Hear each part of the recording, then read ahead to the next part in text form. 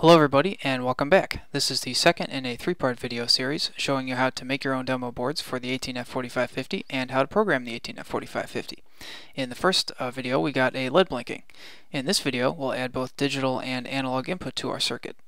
During this video I'm going to suppose you've already watched the previous video or you have equivalent knowledge from another source. If not, please check out my website www.18f4550.com or my YouTube channel 18F4550 videos.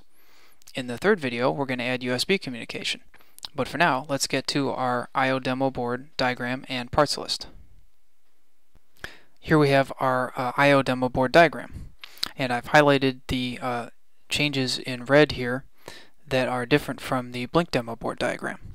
So on the right side of the chip here, these LEDs were here before. The only difference is they were named 0, 1, 2, and 3 going upward, whereas now they're named 0, 1, 2, and 3 going downward.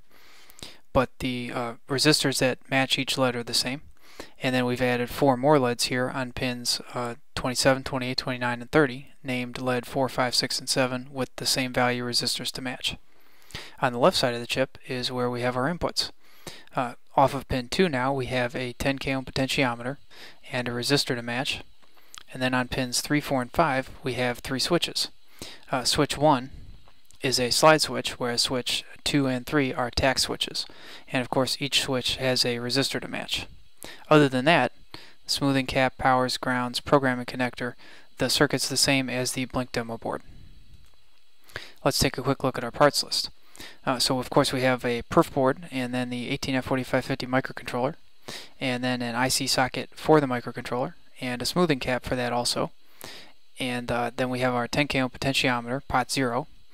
And then we have R13 to match pot 0. And then we have SW1, that's our slide switch. And here's my recommended part number. And we'll use the same slide switch part number for both the breadboard and the perf board version. For switches 2 and 3, which are tact switches, for the breadboard version and the perf board version, we're going to use a different part number. And that's simply a matter of the fact that these very nice tact switches here, which fit into perf boards very well, really don't fit into breadboards as well. So for that physical reason we'll have to use 2 different part numbers.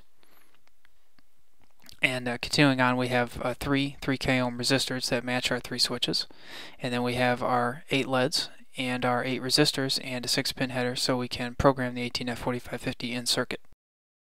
Here we have the breadboard version of our IO demo board circuit. There's really not much to see here. It's pretty much the same layout as the blink demo board, only with our additional parts added.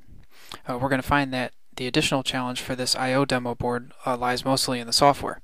Specifically, with the blink demo board, we only briefly touched on special function registers, whereas for this IO demo board, we're going to have a chance to work with special function registers quite a bit more, which will allow us to configure our inputs. So let's get to writing our software.